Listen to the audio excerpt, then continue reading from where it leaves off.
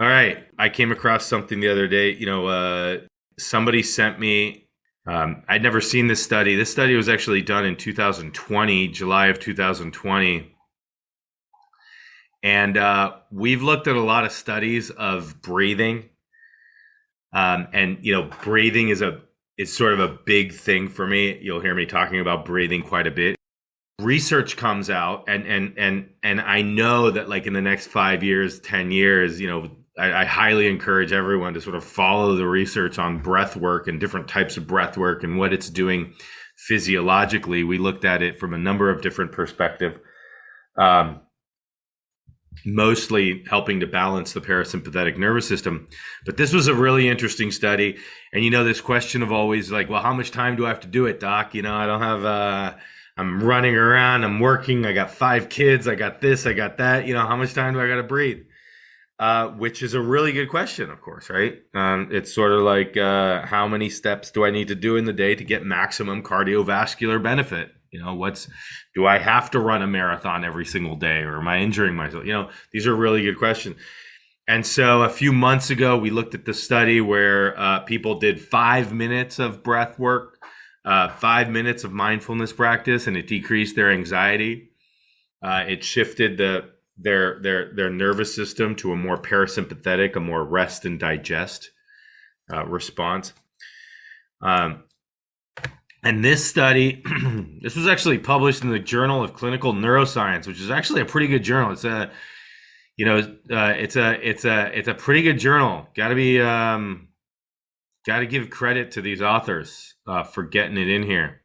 And I'm going to read to you the title of the study. It was done in 2020, so it's fairly recent. I just missed it. Deep,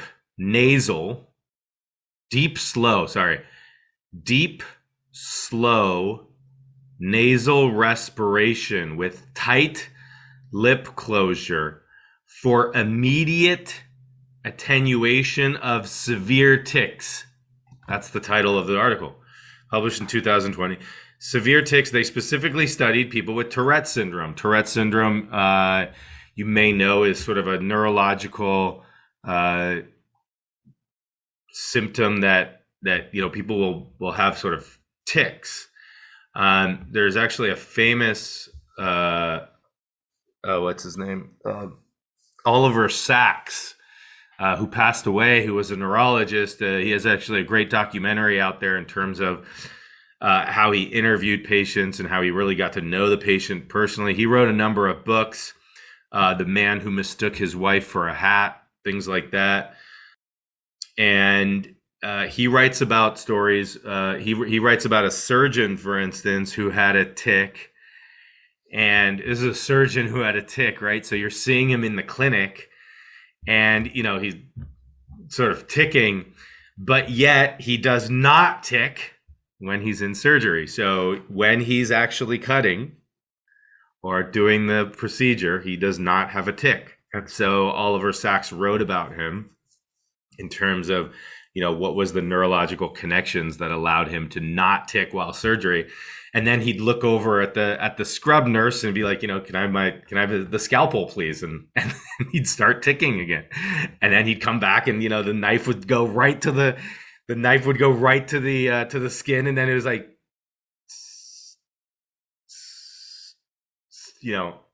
quite amazing. I don't know what book it is exactly about. He has a book. He has a number of books. The author is Oliver Sacks. He has a number of books. He's the one who wrote, I believe the movie was Awakenings, I believe. Was it? Robin Williams played Oliver Sacks and in Awakenings, and Awakenings was written by Oliver Sacks in terms of, it's a great story. But he has a number of books, and I don't know which one, but the one, it's sort of short stories of sort of interesting neurological cases that he came through his clinical practice. Anyways, and so you can imagine these tics being fairly, sometimes, depending on the severity of them, fairly debilitating. All right, so we've talked about nasal breathing. We've talked about slowing the breath, right? Almost kind of like what would be your recommendation? You know, if you could give anyone a recommendation of how to breathe, it would be, okay, breathe through your nose and just slow it down. Take maybe more deep breaths as opposed to shallow breaths, and that's it. That's really like the sort of the three: breathe through your nose if you can, take deeper breaths, and slow your breath down, relatively speaking. And that's probably going to do something that you may notice. You might notice you feeling more calm. So background. I'm just going to read the abstract because I think they did a really good job of sort of the language they used. Severe intractable tics, which are associated with Tourette syndrome and chronic tic disorder, severely affect the quality of life. Common, less invasive treatments are often unable to attenuate tics, with deep brain stimulation currently being the only effective treatment. Can you imagine that? All right, you have these tics, right? And deep brain stimulation is the only effective treatment. This was in 2020. Okay. So imagine what deep brain stimulation is literally neurosurgery where they're taking electrodes and they're implanting them deep into your brain so that and they stimulate those areas. It's like a little electrode that's on, and that your tics lessen. So if you haven't heard me say multiple times, I've said multiple times, doing this practice, doing a mindfulness practice, doing a meditation practice, doing a breathing practice, doing any practice that's actually training the brain or the mind is actually like neurosurgery, because you are slowly but surely changing the way that your brain is actually connected. Okay. So the only effective treatment being deep brain stimulation. We aim to assess the anti-tic effect of deep, slow nasal respiration with tight lip closure. So they took 10 people with severe tics. So they videoed them before, during, and after the procedure. And then they had them breathe slow, deep nasal breathing with tight lips for 120 seconds. 120 seconds. That's 2 minutes. And they did a before video, a during video, and an after video. And then they counted the number of tics, right? Videos were used to count tics and determine lip competency because they wanted to make sure that you were breathing through your nose only, and incompetency. So if you opened your mouth, if the tic caused you to open the mouth, unfortunately, because some if you go online and sort of look at these tics, there are various movements of these tics. And so some people can't really keep their mouth closed. So they wanted to really make sure that people had their mouth closed so that they got the whatever benefit from nasal breathing, possibly still unknown benefit. Okay. Compared with before the procedure, there was significantly lower frequency of motor and phonic tics, as well as video scored during the procedure. 8 patients presented with lip incompetency before the procedure, and none after the procedure. So even though they moved their lips and then they did the breathing, then after the breathing, they could actually keep their lips closed. There were no side effects associated with the procedure. That's, you always love that, right? What are the side effects of having a probe put in the middle of your brain? Gee, doc, you give me breathing exercises or deep brain stimulation? What are the risks and benefits here? All right. So our findings indicate that deep, slow nasal respiration with tight lip closure ameliorates tics in patients with Tourette syndrome or chronic tic disorder. In accordance with our results, lip opening and oral breathing could be causes of tics. What in the world? That actually oral breathing could actually be an inducer of tics? Or they say, or in addition to genetic inheritance. So there's a genetic manifestation here. But that oral breathing. Therefore, this novel procedure could improve tics. Furthermore, our findings could contribute toward the development of tic treatments and elucidate their pathophysiology regarding the reward system, hypersensitivity, autonomic nerves, and nasal airway. Reward, hypersensitivity, autonomic nerves, nasal airway. All things to sort of keep in mind as you're looking at your own treatments. Okay, how is this helping to balance my autonomic nervous system? How may tics actually be a possible reward or not? How is my oral breathing possibly contributing to whatever is occurring and not getting the benefits from nasal breathing, whatever that might be?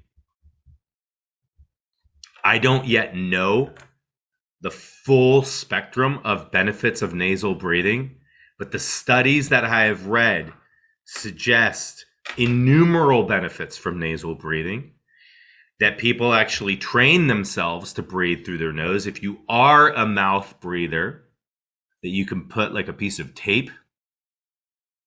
Well, you put it across your whole mouth, but some people feel like they're suffocating with a piece of tape so that the sides of your mouth are open, so that if you feel like you're, oh my God, I need to take a breath, you still have the sides of your mouth open. But there's actually groups out there that teach you how to train how to breathe with your nose.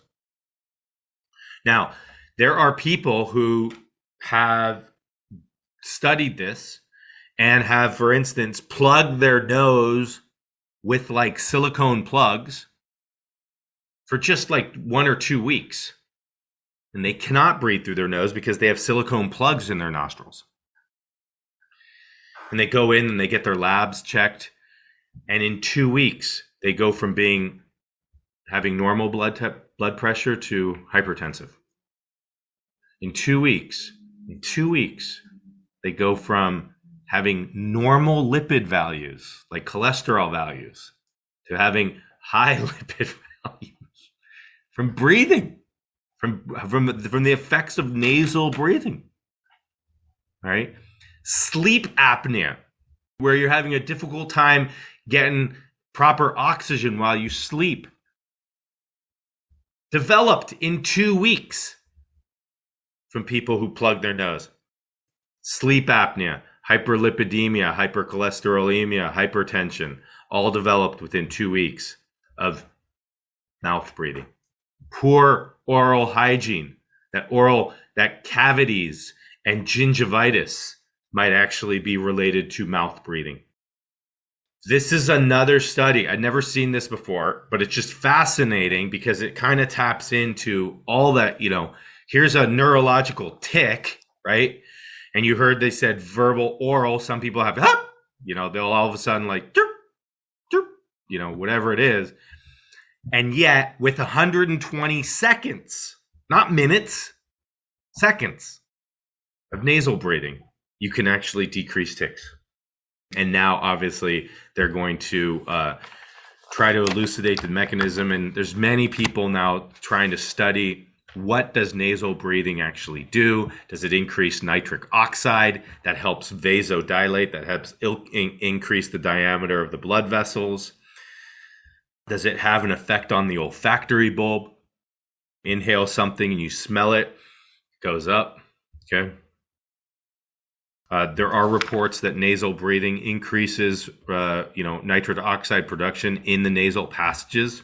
Are you then breathing that? Nitric oxide is laughing gas, essentially, sleeping gas. It's also what Viagra increases for erectile dysfunction. So it blocks the breakdown of nitric oxide so that you have more nitric oxide. What nitric oxide does is it's a very powerful vasodilator. So it dilates the blood vessels. Today's meditation practice is going to be an interesting one. We're really going to invite joy We're going to invite happiness. We're going to invite well-being. Almost as if you're kind of like like a flower that's sensing the sun coming up, that's sensing the sun rising, and the flower might be a little closed. And as it senses the sun rising, senses the heat from the sun. And today in LA, it's going to be a nice warm day. So this is actually something that you might even do outside. Just go out and let the sun bathe you. Have you ever just sat in the sun and just let the rays come to you? It's almost like, wow, feel the rays coming to you. And this is the same thing where we open up to the present moment and we cultivate, just like our little garden, joy. And that's the meditation we're going to do today. I never really understood that this is something that you could cultivate, but it is. You can practice this, right? And the more you practice something, just like if you're like, oh my goodness, I'm not good at this joy and happiness thing. Okay, well, if I told you, hey, we're going to start learning how to speak Chinese today, and you've never spoken Chinese, it's not like tonight you're going to know how to speak Chinese, right? So why would I expect you tonight to know how to be joyful? But in 6 months, if every day you looked at and you studied Chinese, maybe in 6 months, you could actually have a conversation of, hello, my name is, in another language. And so when we do these practices, it might not be an immediate, you might feel it, okay? But that cultivation of the trait that remains, that takes time. That's actually the neurosurgery part that I'm talking about, okay? The mental neurosurgery, not placing an electrode, not placing a deep brain stimulation in your brain so that you have an electrode going, literally doing this. And that to me is sort of mental neurosurgery, that we are embarking on a process of mental neurosurgery to literally rewire our brains, right? To literally, like you're putting an electrode in and activating that area of the brain. Well, if they can do it from an electrode, then we could do it from inside. So this is going to be the practice. I hope you enjoy it. If you don't, then no big deal.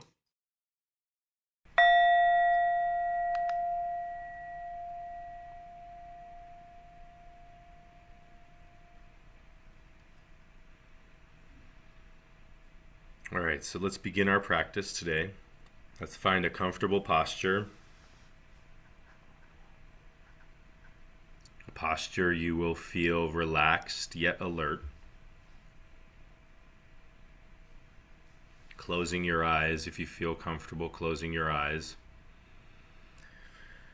If not, having a soft downward gaze as if you're looking off onto the horizon or over the ocean.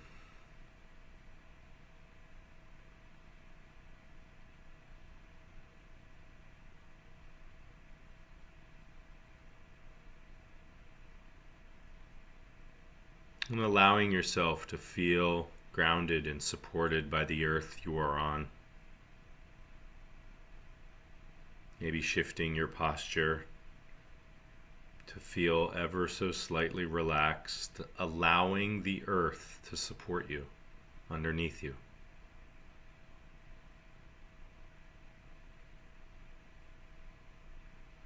And in today's practice, starting with a relaxing body scan, as we move our attention through each part of our body, just inviting each area of our body to soften, to release any tension. Starting with the face, allow your face to soften, your forehead, your eyes, your jaw, your tongue to soften.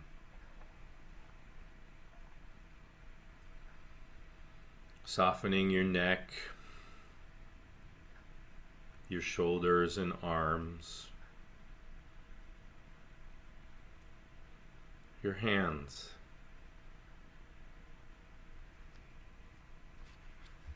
Even if it's just the intention to soften.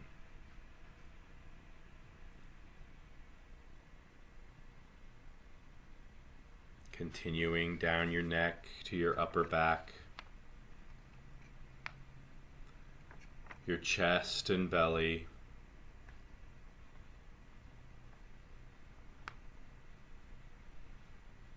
your low back, your abdomen, into your pelvis and hips, just for softening, a subtle intention of softening, allowing the earth to fully support you in this practice. Continuing into your legs, your thighs, your knees, your ankles, feet, and toes.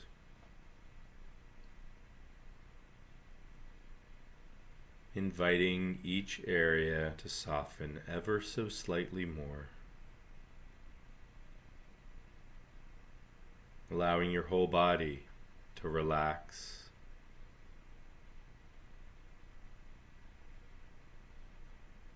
Just for this moment. For this moment.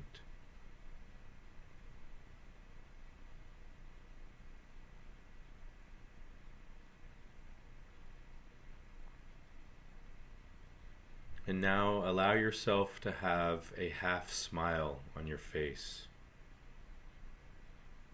with a slight upcurling of your lips.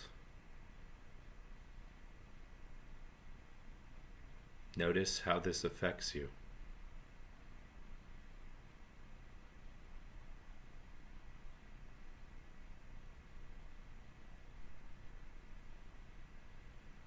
Taking 2 or 3 deep breaths. And with each in-breath, bringing in even more calming and softening energy. And with each out-breath, releasing any tension you can that's still held in your body.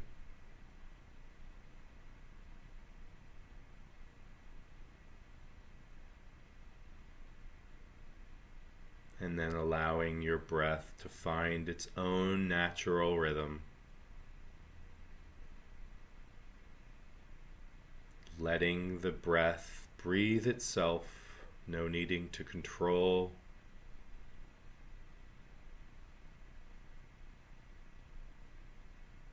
Simply relaxing, receiving the breath and letting go. Receiving the breath and letting go.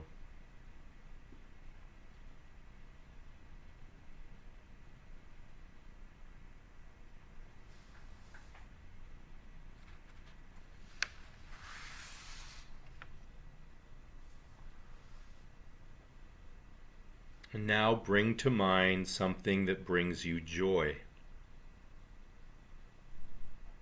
What brings you joy or a feeling of contentment and well-being?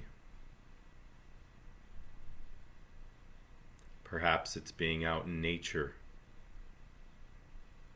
in a forest, by a lake, by the ocean, in an open field. Maybe it's dancing,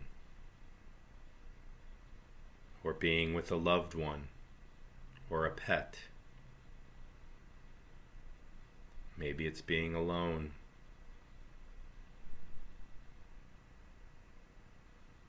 What brings you joy or a feeling of contentment? And bring that to mind. Without trying to make anything happen, just relax and enjoy this memory.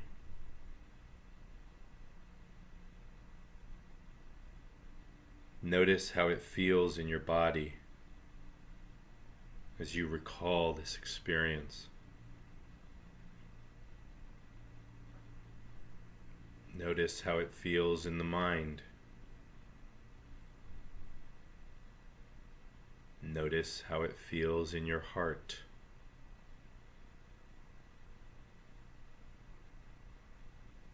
See if you can let your awareness rest in this feeling of well-being.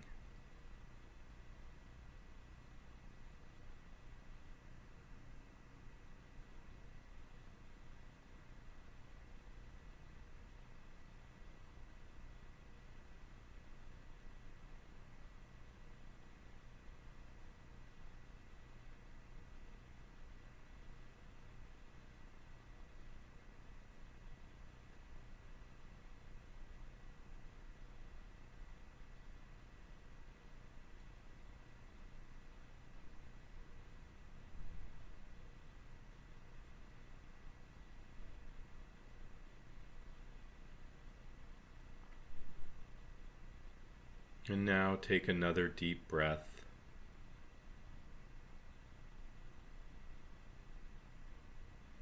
Bring to mind some blessing in your life, someone or something you're grateful for or grateful to.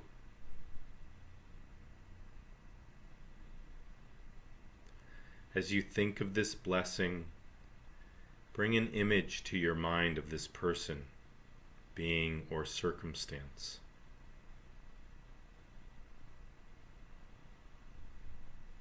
And give a simple thank you right from your heart to that being or to life in general.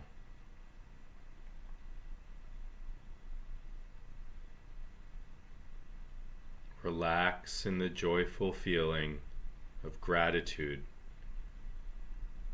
as it pervades your body.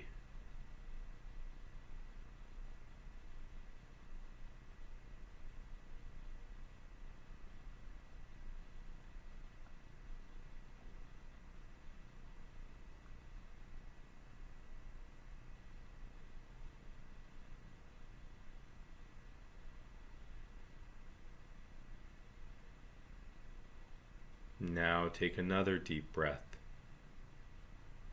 and bring to mind another blessing, someone or something you're grateful for or grateful to.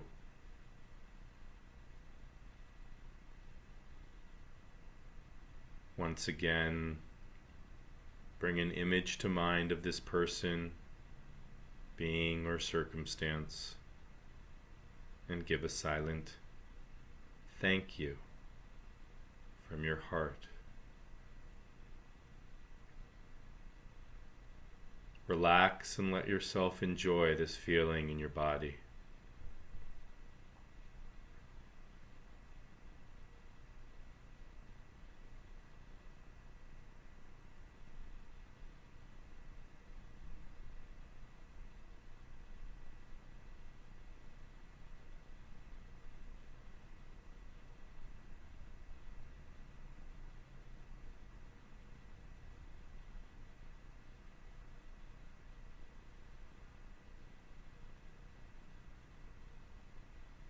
And if your mind wanders,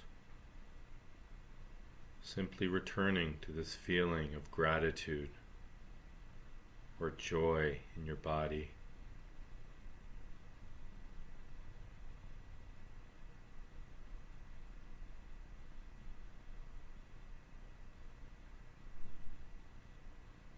And now take another deep breath.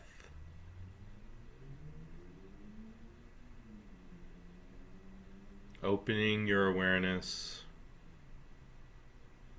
to the fact that you are alive.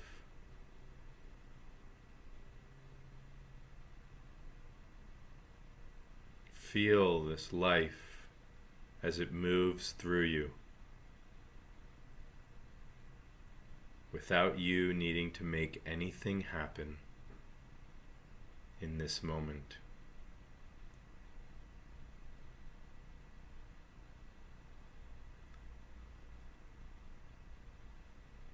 Be aware of this breath that is sustaining you and keeping you alive.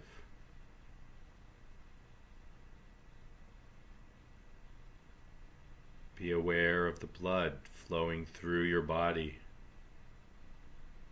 nourishing every cell.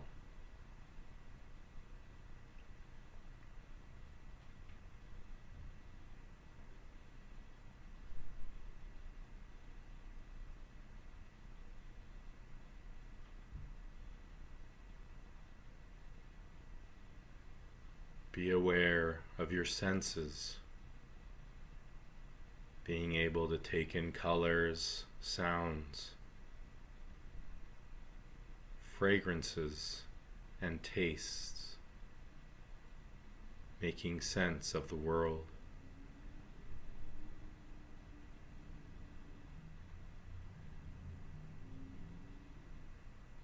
Become aware of all the miraculous bodily processes that are keeping you alive right now. The relationship of the breath and the heart, the breath and the blood. Breathing in, the oxygen goes to your blood. The blood takes it to every cell. It removes the carbon dioxide and you exhale it out.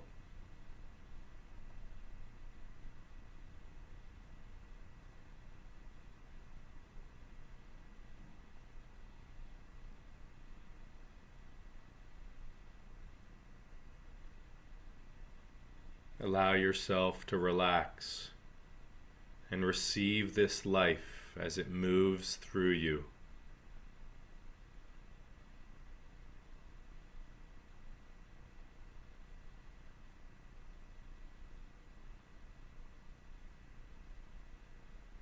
All the biological processes, with you having to do absolutely nothing. Simply being. There's nothing you need to do. Just simply enjoy the fact that you are alive.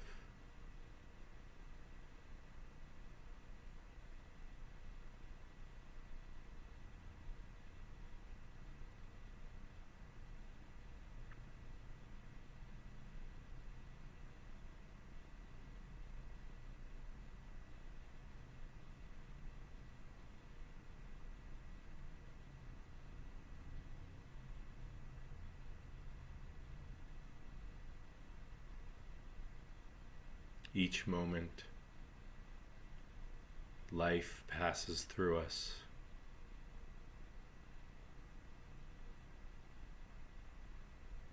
Each moment is a miracle.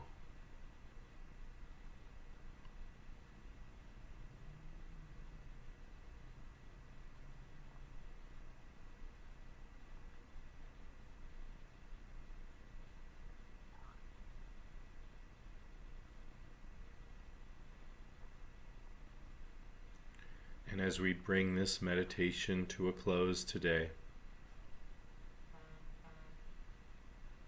allowing yourself throughout the rest of the day to open up to this life passing through us. Each moment,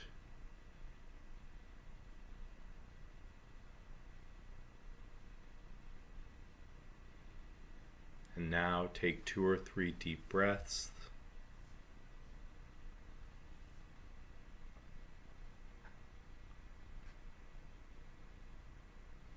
Opening your eyes if your eyes were closed. Reorienting yourself to your room and surroundings. And taking it all in that's inside of you and around you with appreciation and joy. Stretching if you feel like you need to stretch. Feeling your feet on the ground. And just taking a moment to reflect on your practice.